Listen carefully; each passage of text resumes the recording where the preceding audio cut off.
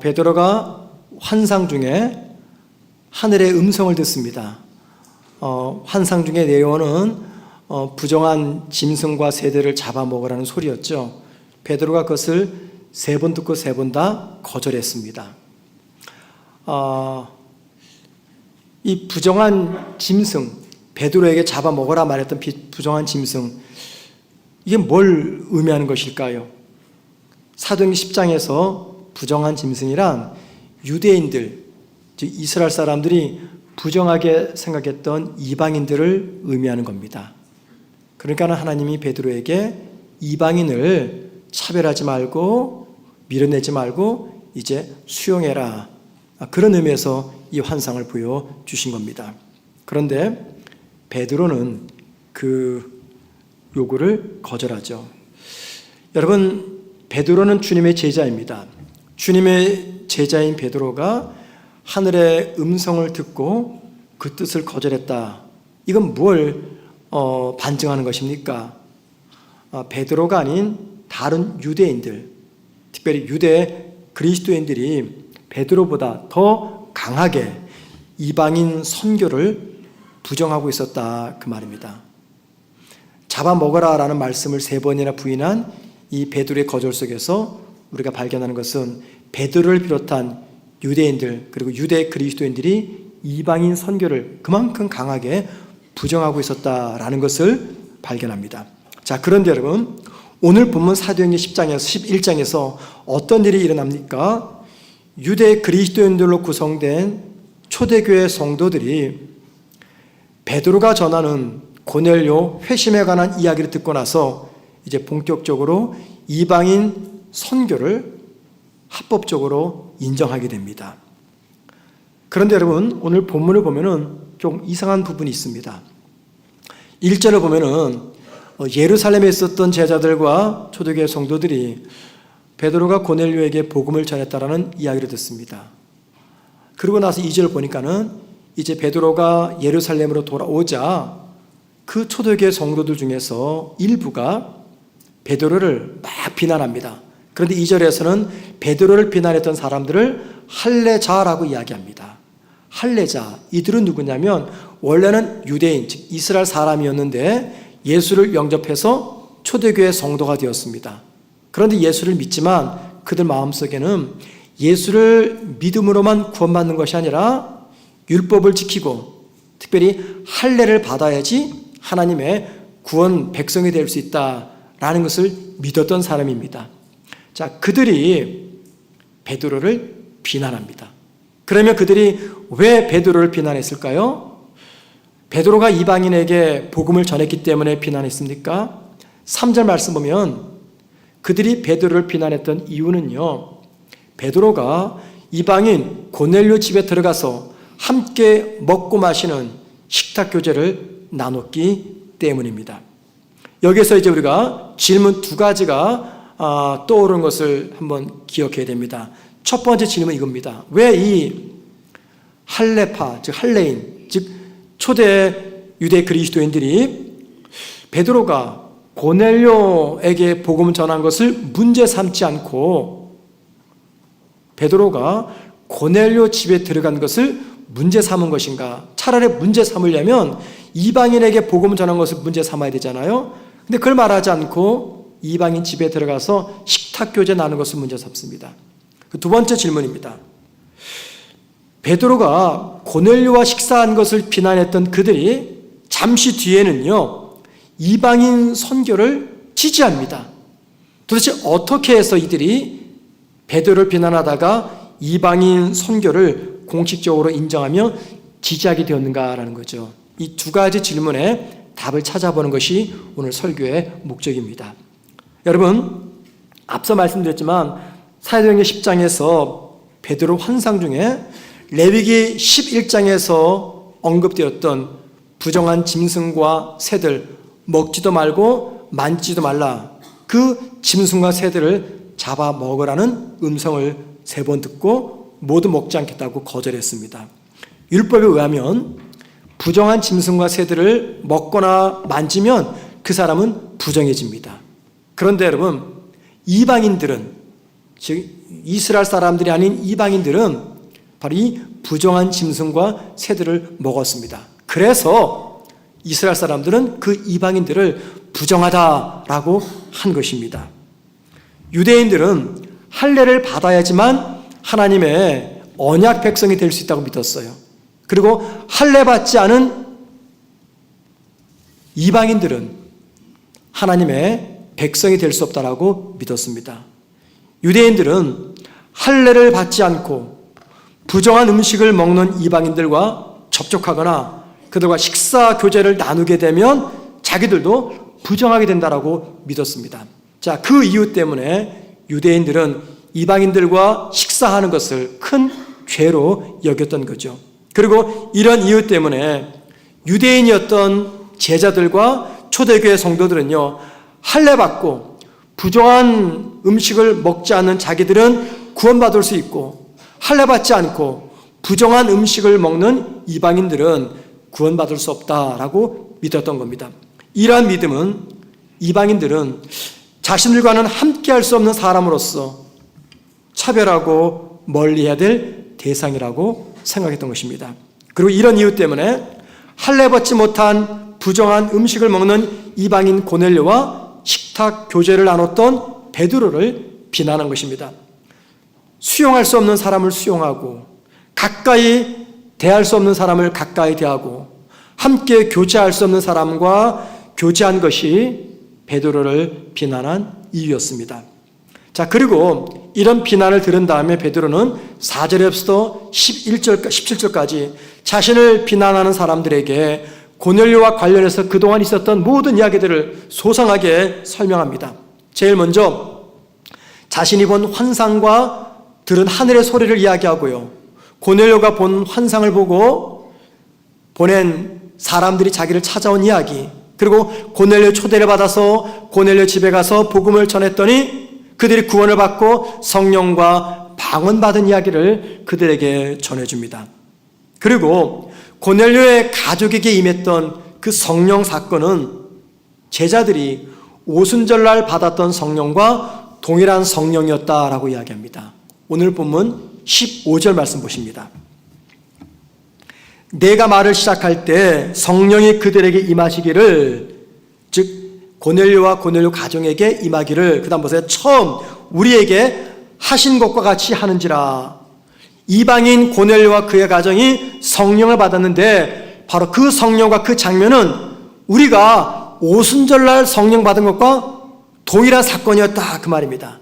자, 이렇게 말한 다음에 베드로는요, 자신을 비난하는 사람들에게 결정적인 말을 합니다. 17절 말씀 보십니다.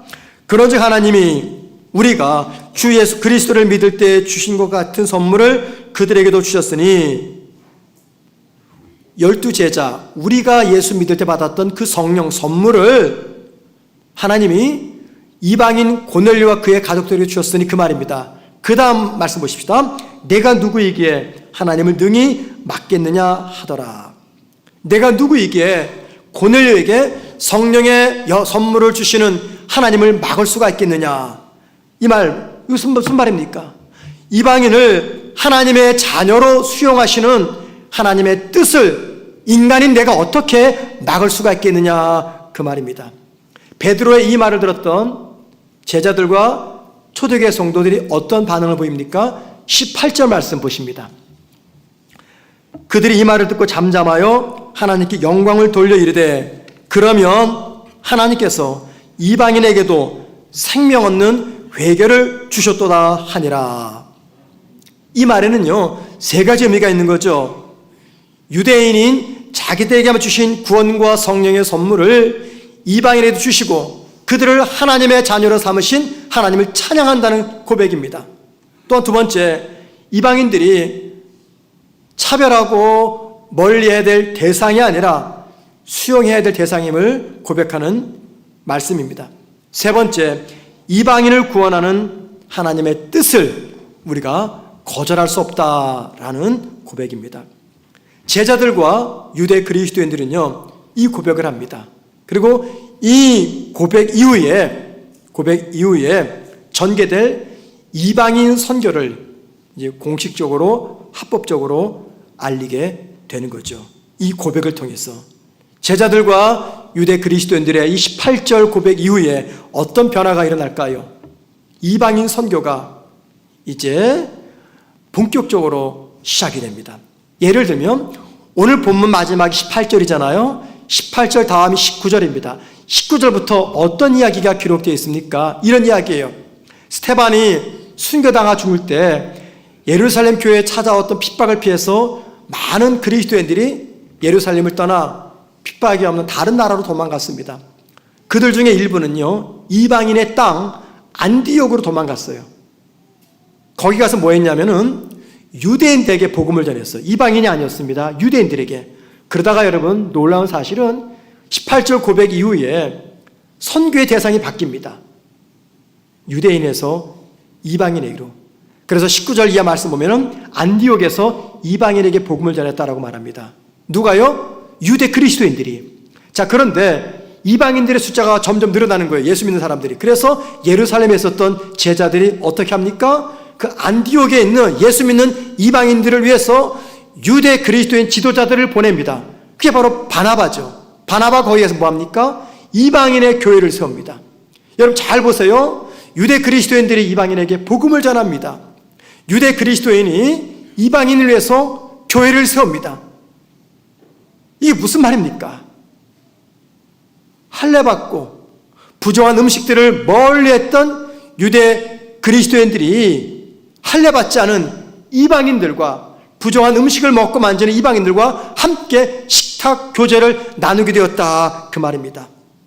이방인들을 차별과 멀리해야 될 대상이 아니라 수용의 대상으로 인정하게 되었다, 그 말입니다. 이 모든 사건과 변화가 어떻게 시작이 되었습니까? 베드로가 이방인 고넬료에게 복음을 전하는 사건을 기점으로 해서 다 나타난 변화들입니다.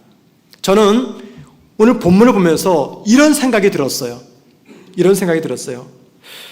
베드로를 비난했던 유대 그리스도인들이 베드로가 전하는 그 설명의 말을 듣고도 그 말을 믿지 않았다면, 즉 베드로의 말을 믿지 않았다면 유대 그리스도인에 의한 이방인 선교가 합법적으로 가능할 수가 있었을까, 이런 생각을 하게 됩니다. 이방인을 차별하고 멀리했던 유대 그리스도인들이 이방인을 구원받은 하나님의 자녀임을 인정하며 그들을 선교의 대상으로 생각하게 된 것은요, 베드로의 진술이 진실임을 인정했기 때문입니다. 그렇기 때문에 이방인 선교가 합법적으로 시작될 수 있었던 것은요, 베드로의 순종과 헌신에다가 베드로의 말을 진실되게 받아들였던 유대 그리스도인들의 열린 마음 때문이었습니다. 어떤 일을 진행할 때 그 일이 잘 안 될 때가 있습니다. 문제에 직면할 때가 있어요. 그럴 때 우리는 원인을 찾죠. 문제에 직면하는 이유, 이게 뭘까? 대부분은 일의 계획이 잘못되었거나 예산과 기술이 부족해서 그런 것은 아닌가, 이런 생각을 하게 됩니다. 그런데 여러분, 그 이전에 원초적인 이유가 뭔지 아십니까? 어떤 문제이든 그 일을 진행하는 사람들 간의 소통의 부재, 이해와 신뢰의 부재, 그리고 수용심의 부족 때문입니다. 이 세상에서 가장 가까운 공동체, 어떤 공동체입니까? 가장 가까운 사람들이 모이는 공동체, 가족 공동체죠. 가족 공동체는요, 혈연 공동체입니다. 이 세상에서 가장 가까운 공동체입니다. 그런데 그 가정에서도 분쟁과 다툼과 시기와 질투와 비난이, 상처가, 싸움이 일어납니다. 왜 그럴까요? 피가 약하기 때문에 그렇습니까? 흐려서 그렇습니까? 아닙니다. 가족 상호 간의 소통의 부재, 이해와 신뢰의 부재, 수용심의 부재 때문입니다. 여러분, 가정 다음에 가장 가까운 또 공동체가 무엇입니까? 신앙 공동체입니다.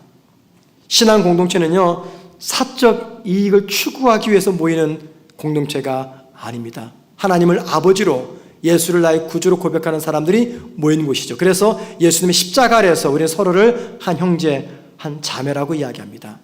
영적 가족 공동체입니다. 그런데 그 영적 가족 공동체인 교회 안에서도 성도 상호 간에, 목사와 성도 간에 분쟁과 다툼과 싸움과 아픔이 발생합니다. 왜 그렇습니까? 소통과 이해와 신뢰와 수용심이 부족하기 때문입니다. 우리가 속한 곳이 어느 곳이든 그곳에 모인 사람들 간에 생긴 의견과 생각의 차이, 이 차이를 극복하지 못하면 거기에는 문제가 발생합니다. 상대를 향한 열린 마음, 신뢰, 이해, 수용, 이런 것들이 부족할 때 분쟁과 다툼, 분열과 전쟁이 일어난 것입니다. 지구상에서 지금 전쟁이 일어나고 있습니다. 우크라이나와 러시아, 이스라엘과 하마스. 왜 이 전쟁이 일어난 겁니까? 겉으로 볼 때는요, 영토가 문제의 원인인 것처럼 보여요. 그런데 여러분, 깊이 들어가게 되면 모든 전쟁의 원인은요, 신뢰, 이해, 수용 등의 부족 때문입니다. 그래서 우리가 많이 무너질 때가 있어요. 하지만 여러분, 서로를 향한 신뢰, 이해, 수용, 열린 마음 등 이것들이 내 마음에 가득 찰 때 생각과 이해를 뛰어넘어서 우리는 새로운 역사를 만들어낼 수가 있는 것이죠. 자, 그런데 솔직히 누군가를 내가 이해하며 그를 향해서 열린 마음을 갖고 그를 수용하고 그를 신뢰하는 것은요, 굉장히 어렵습니다. 특별히 평소에 신뢰감을 주지 못하는 사람들이 있죠. 도무지 신뢰감이 안 생겨요.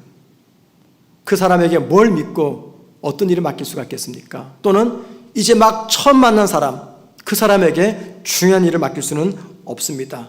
그래서 신뢰할 수 없는 사람 또는 처음 만난 사람에게 그를 신뢰하고 이해하고 그를 수용하기 위해서는요, 대단한 용기가 필요합니다. 왜 용기가 필요할까요? 그 사람을 믿고 그를 수용했다가 큰 낭패를 당할 수가 있기 때문이죠. 여러분, 우리가 살면서 겪는 많은 아픔들이 있죠. 상당수는요, 사람들 때문에 겪는 아픔입니다. 믿었다가 낭패를 보죠. 그래서 새로운 사람을 뽑고 그 사람에게 뭔가를 맡기기 위해서는요, 그 사람이 어떤 사람인지, 어떤 삶을 살아왔는지 조사합니다. 그게 뭐냐면 추천서죠, 추천서. 때로는 흥신소를 통해서 뒷조사를 합니다. 저도 추천서를 많이 씁니다. 그리고 우리 교육자를 뽑을 때도 그냥 뽑지 않고 반드시 추천서를 봅니다. 그런데요, 제가 이제 추천서를 쓰니까는 딱 보면 알아요. 이게 형식적으로 썼는지 정말 진실되게 썼는지 압니다. 보통은 추천서 한 장을 써요, 사람들이. 저는 근데 보통 쓰면 최소 석 장, 많게는 5장을 씁니다. 여러분, 추천서 필요하시면 저한테 말씀해 주세요. 잘 써드릴게요. 우리 교회 그 유학 목사님이신 강용진 목사님이 캐나다 유학 가셨잖아요. 이제 공부를 하면서 이제 사역을 하길 원하셔가지고 교육 파트로 어느 교회에서 마침 청년부 교육자를 뽑는 광고를 본 거예요. 밴쿠버에서 가장 큰 교회 중에 하나인데, 그래서 거기 이제 이력서를 지원하는데 저한테 추천서를 써달라고 부탁이 왔어요. 그래서 제가 추천서 썼습니다. 한 넉 장인가 한 석 장을 썼어요. 근데 뽑는 지원 자격에서 나이가 더 많아요. 그러니까 안 되는 거죠. 그런데 그 교회 담임 목사님한테 연락이 왔대요. 한번 좀 만나자고. 그래서 만났는데 결국 거기는 안 됐습니다. 강 목사님이 나이가 많기 때문에. 근데 왜 만나냐 그랬냐면은 서류를 보니까 추천서가 있는 거예요. 천정민이라는 목사가 쓴 추천서가 있는데 쭉 보니까는 무슨 생각이 들었냐면, 야, 도대체 이 강용진 목사라는 사람이 또 누구냐, 이런 생각이 들었대요. 추천서 보면서. 그래서 비록 나이가 많아서 자기 교회 뽑을 수는 없고, 그런데 궁금하고, 그래서 한번 함께 차 한번 마시자고 해가지고 불러서 차를 마셨다고 합니다. 왜냐하면 제가 추천서를 잘 썼기 때문이에요.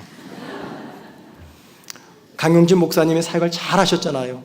그러니까 저는 조금도 주저함 없이 정말 추천서를 잘 쓰게 되는 거죠.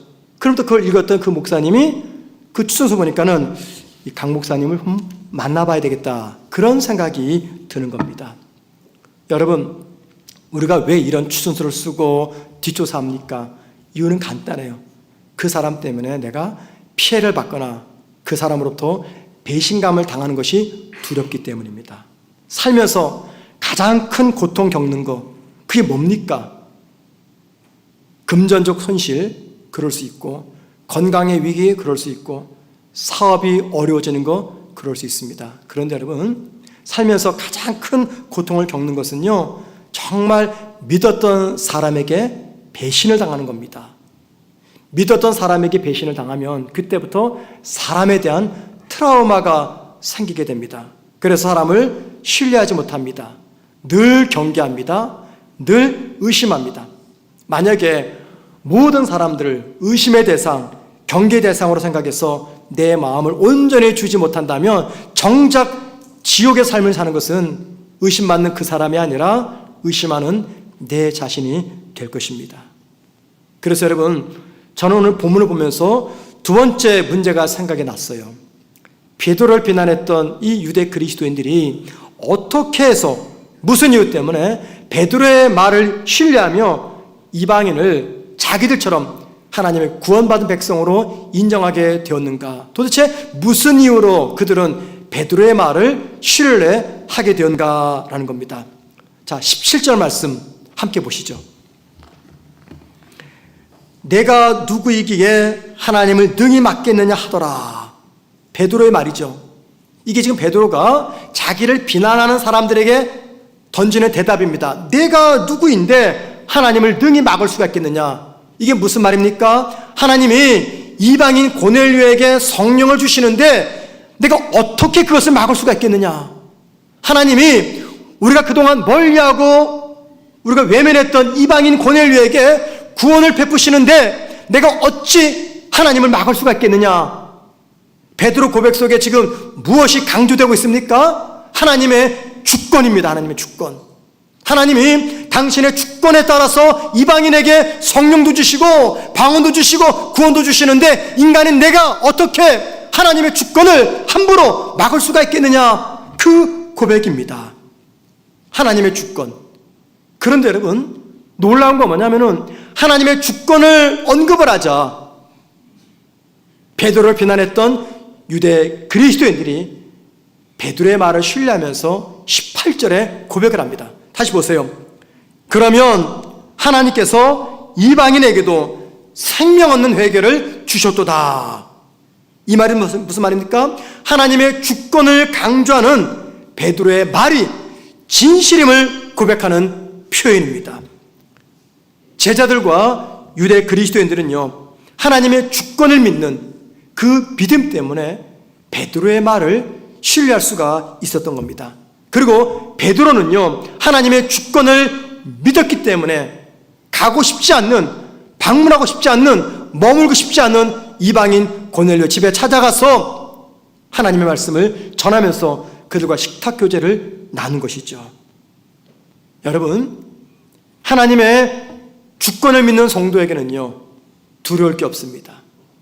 하나님의 주권이 무엇입니까? 다른 말로 말하면 하나님의 왕권, 하나님의 왕 되심, 그 뜻입니다. 그래서 여러분, 하나님의 주권의 핵심이 뭔지 아십니까? 하나님의 주권의 핵심, 하나님은 내 인생의 왕으로서 나를 가장 선한 길로 인도하신다. 이게 바로 하나님 주권의 핵심입니다. 저와 여러분은 믿음의 사람입니다. 믿음의 사람에게 최상의 삶, 그 삶은 어떤 삶일까요? 최상의 삶, 성도의 최상의 삶이란 하나님의 주권에다가 나의 자유의지를 일치시키는 것입니다. 다시 말씀드립니다. 성도의 최상의 삶이란 하나님의 주권에다가, 하나님의 뜻에다가, 하나님의 섭리에다가 나의 자유의지를 일치시키는 삶이라는 것입니다. 자, 여러분, 하나님의 주권에 나의 자유의지를 일치시킨다. 이게 무슨 말일까요? 간단히 말해서 하나님의 뜻에 내가 순종한다, 그 말입니다. 베드로를 보세요. 하나님의 주권은 이방인 고넬료를 찾아가서 복음 전하는 겁니다. 이제 베드로에게 공이 돌려왔어요. 이제 베드로가 결정을 해야 됩니다. 자신의 자유의지로 고넬료 집에 갈 수도 있고 가지 않을 수도 있습니다. 베드로는 어떤 선택을 합니까? 고넬료 집에 찾아갑니다. 이게 뭡니까? 하나님의 주권에다가 자기의 자유의지를 일치시켰다 그 말입니다. 그래서 하나님의 뜻에 순종할 수 있었다. 이게 바로 하나님께서 바라보실 때 성도의 최상의 삶이라는 것입니다. 최상의 삶, 하나님의 뜻에 순종하는 삶이죠. 그런데 여러분, 하나님의 뜻에 순종하는 최상의 삶을 살기 위해서는요, 저와 여러분에게 중요한 믿음이 필요합니다. 그 믿음은 예수를 나의 구주로 믿는 그 믿음이 아닙니다. 어떤 믿음일까요? 하나님은 내 인생의 왕으로서 당신의 뜻과 주권과 섭리에 따라서 내 삶을 가장 좋은 곳으로 인도하실 거다라는 것을 믿는 믿음입니다. 그 믿음 때문에 우리가 순종하는 것입니다. 그래서 여러분, 거꾸로 말하면 하나님께서 우리를 보실 때 최악의 삶은 어떤 삶일까요? 최악의 삶, 하나님의 주권과 뜻을 불신하는 삶입니다. 하나님의 주권과 뜻을 불신하면 어떻게 합니까? 하나님의 뜻 앞에서 우리는 순종하지 못합니다. 그래서 하나님께서 바라보시는 최악의 삶이란 불순종하는 삶이라는 것입니다. 이런 이야기는 저와 여러분에게 중요한 것을 알려줘요. 여러분, 신뢰감을 주는 사람을 신뢰하는 거, 이거 어렵지 않습니다. 그러나 신뢰감이 가지 않는 사람을 신뢰한다는 건, 이건 우리에게 용기가 필요해요. 그러면 여러분, 누가 용기를 갖고 신뢰할 수 없는 사람을 신뢰하고 이해할 수 없는 사람을 이해하고 용서할 수 없는 사람을 용서할까요? 더 나아가 누가 용기를 갖고 삶의 터전이 완전히 붕괴된 그 잿더미 위에서 하나님을 원망하지 않고 오뚜기처럼 다시 일어서려고 최선을 다할까요? 내 인생을 향한 최선의 뜻을 갖고 나를 가장 좋은 곳으로 인도하시는 하나님의 주권을 믿는 성도입니다.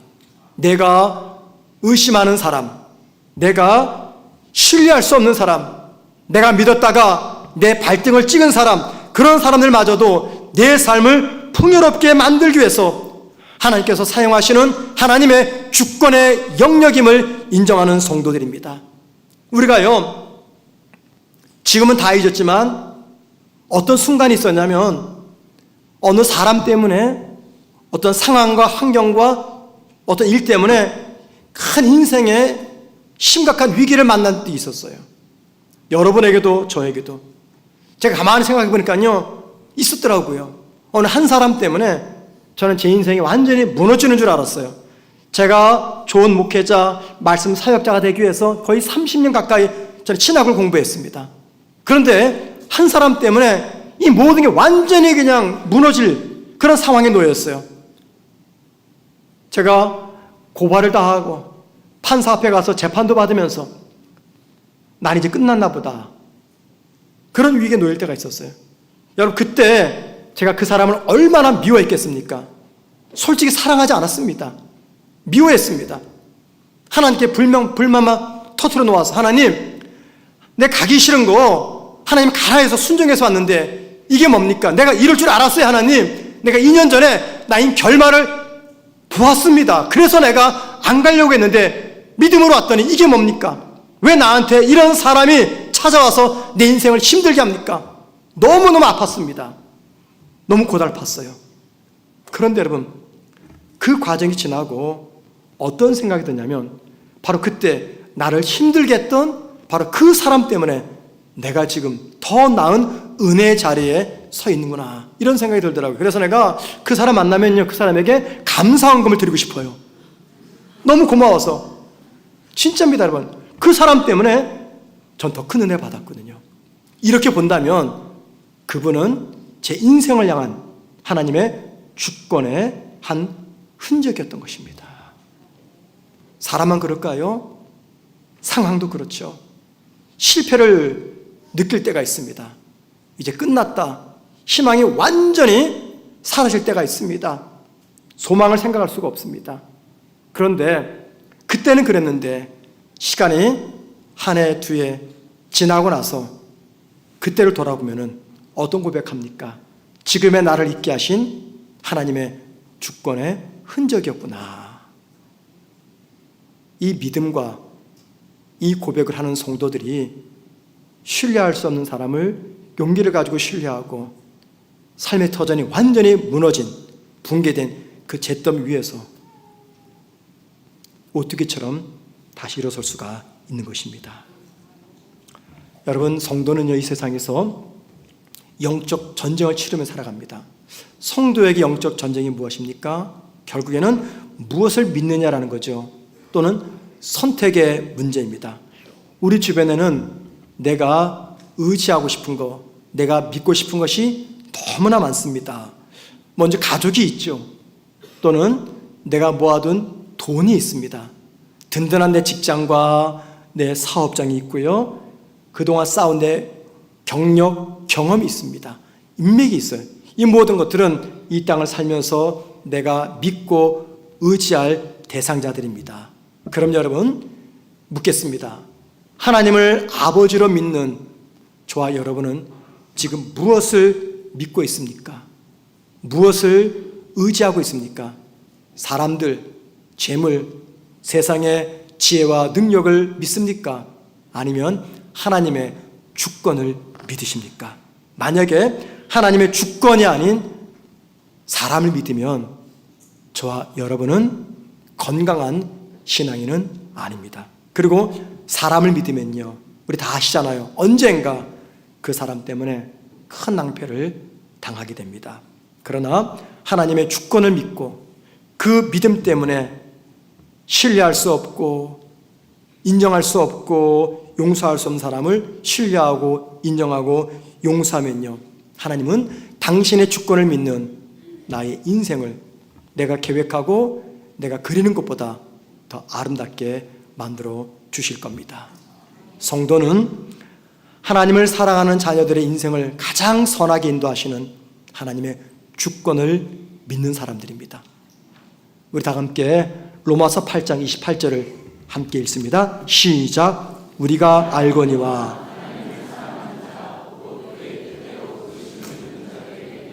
모든 것이 합력하여 선을 이루느니라. 이 말씀이 어떤 말씀입니까? 바울이 이렇게 고백합니다. 하나님을 사랑하는 하나님의 자녀들의 삶의 결론은 언제나 하나님의 선입니다. 하나님의 선. 이 말을 다른 말로 말하면요, 우리 삶에 최악의 순간에 닥쳐올 때가 있어요. 그렇죠? 그때가 언제냐면 하나님의 선하심을 신뢰할 수 없는 상황, 하나님이 나를 사랑하신다는 그 사랑이 믿어지지 않는 상황, 내 삶을 향하신 하나님의 선한 뜻이 의심이 되는 상황, 이 모든 때가 최악의 순간입니다. 그런데 그 최악의 순간에도 내 인생을 향하신 하나님의 뜻과 주권을 믿는 성도의 삶은 언제나 선이라는 것입니다. 성경이 처음부터 마지막까지 계속해서 반복해서 강조하는 것이 있어요. 계속해서 매 순간마다 성경이 계속해서 반복하는 것이 있습니다. 그것은요, 하나님은 당신의 자녀들의 인생을 당신의 뜻과 주권과 섭리에 따라 인도하신다는 겁니다. 그리고 하나님의 뜻과 주권과 섭리에 따라 인도하시는 그 결말은 언제나 선이라는 사실입니다. 여러분, 궁금하지 않으십니까? 왜, 무슨 이유 때문에 나를 향하신 하나님의 뜻과 섭리와 주권의 결말은 언제나 선인 것인가? 왜 그럴까요? 저와 여러분에게 그만한 자질이 있어서요? 저와 여러분에게 그만한 믿음이 있기 때문에 그렇습니까? 아닙니다, 여러분. 그럴 수 있는 이유는 단 한 가지 때문이에요. 저와 여러분이 하나님의 자녀이기 때문에. 이 이유 말고는요, 다른 이유 없습니다. 저와 여러분이 하나님의 자녀이기 때문에 내 인생을 향하신 하나님의 뜻과 섭리와 주권의 결말은 언제나 선이 된다는 것입니다. 고달픈 상황 속에서도 성도에게 능력이 나타나고 한 치 앞도 보이지 않는 불안한 상황에서도, 희망을 생각할 수 없는 힘든 순간에서도 불안해하지 않고 편안하게 잠을 잘 수 있는 이유, 그게 무엇 때문입니까? 내 인생을 향한 하나님의 주권을 내가 믿기 때문입니다. 그리고 하나님의 주권을 믿기 때문에 나를 힘들게 하는 사람들, 나를 아프게 하는 상황들, 사건들, 순간들 무엇이든지 우리는 어떻게 고백합니까? 그 모든 것들이 결국은 내 삶을 풍요롭고 아름답게 만드시는 하나님의 주권의 흔적이라고 고백하게 되는 것입니다. 여러분, 하나님의 주권을 믿는 믿음은 나를 인생의 운명론 혹은 결정론자로 만들지 않습니다. 하나님께서 그렇게 정해놨으니 난 할 게 없겠네 라는 이 운명론, 그런 사람으로 만들지 않습니다. 또는 하나님의 주권을 믿는 그 신앙은요, 저와 여러분을 삶의 체념하도록 만들지 않습니다. 오히려 하나님의 주권을 믿는 믿음은요, 저와 여러분을 더 건강하고 더 적극적이고 더 헌신적이고 더 희생적이고 더 열린 마음의 소유자로 변화시켜 놓습니다. 살다 보면은 사람을 향해서든 내 삶을 향해서든 혹은 내 인생의 미래를 향해서든 불안과 의심과 적대감이 찾아올 때가 있습니다. 그 모든 상황에서 벗어날 수 있는 최선이란 내 인생을 향하신 하나님의 주권을 의심하지 않고 붙드는 것입니다. 나의 주인이 되시고 나의 왕이 되신 하나님께서 결국은 내 인생을 가장 좋은 곳으로 인도하실 거다라는 하나님의 주권을 믿는 믿음을 붙잡아야 됩니다. 그 믿음이 있을 때 우리는 하나님의 주권에다가 나의 의지를 포기합니다. 그리고 마침내 하나님의 뜻에 따른 최상의 삶을 살아갑니다. 그게 바로 순종의 삶인 것이죠. 하나님의 주권을 믿으시기 바랍니다. 그리고 내 자유의지를 기쁘게 하나님께 내어드리고 순종하는 삶을 살아가는 저와 여러분 되기를 주의 이름으로 축원을 드립니다.